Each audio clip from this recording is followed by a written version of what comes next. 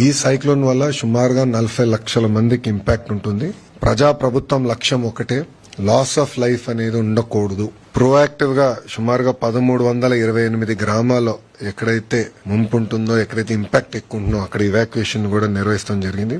3465 మంది pregnant women ని కూడా, అంటే రాబోయే 15 రోజుల్లో ఎవరైతే డెలివరీ చేస్తారో వాళ్ళని కూడా ప్రొయాక్టివ్ గా ఇవాక్యుయేట్ చేస్తాం జరిగింది. వాళ్ళకి కావాల్సిన పౌష్టికాహారం గాని అన్ని కూడా ప్రభుత్వం అందజేస్తాం జరుగుతుంది. ఇంతేకాకుండా 1906 టెంపరరీ షెల్టర్స్ కూడా ఏర్పాటు చేశాం. అక్కడ కావాల్సిన రిలీఫ్ మెటీరియల్స్ అని కూడా ఇప్పటికీ పంపించాం. అన్ని చర్యలు తీసుకున్నాం. 11 ఎన్డీఆర్ఎఫ్ టీంలు, 12 ఎస్డీఆర్ఎఫ్ టీంలు కూడా ఏర్పాటు చేసాం. రిజర్వ్ టీమ్స్ కూడా ఉన్నాయి. అవసరమైతే ఆర్మీ కూడా హైదరాబాద్ లో కంటింజెంట్ ఉంది కానీ వాళ్ళు కూడా స్టాండ్ బై లో ఉన్నారు. 145 వుడ్ కటింగ్ టీమ్స్ కూడా రెడీగా ఉన్నాయి. మెడికల్ అండ్ హెల్త్ కి సంబంధించి సుమారుగా 325 క్యాంప్స్ రెడీ చేసుకున్నాం. 876 ర్యాపిడ్ రెస్పాన్స్ టీమ్స్ కూడా ప్రభుత్వం రెడీ చేసింది.